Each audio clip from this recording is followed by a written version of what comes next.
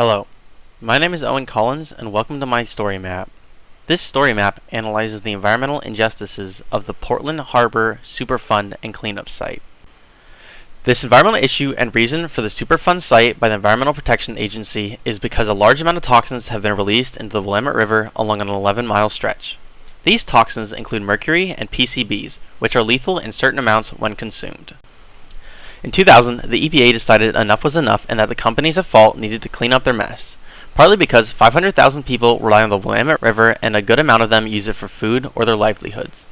This became an environmental injustice because it was and still is affecting African Americans, Latinos, Asians, Eastern Europeans, and Native Americans.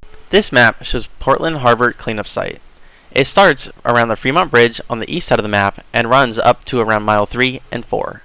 For the sake of this story map and the movement of rivers, we can say that all 11 miles from the Columbia River to the Fremont Bridge are included in the cleanup area. The cleanup area also goes a little inland to accompany for those factories and companies that are polluting as well. The next map is chaotic, but there are a few simple things to really understand the scale at which this environmental injustice is occurring at. There is a total of 71 companies that are releasing the harmful pollutants into the river and surrounding ecosystems. This obviously does not include the entire river and all the companies, but nonetheless gives an extreme look at what is happening to the Willamette River and the people who rely on it. It's also important to note that the companies along the river aren't the only ones polluting it. They are definitely the main sources, but the Willamette River is also being polluted by pollution and runoff from farms and other sources.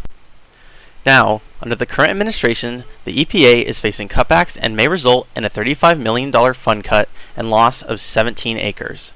This will result in an even longer completion time from the original 10 years and will not clean up the entirety of the area.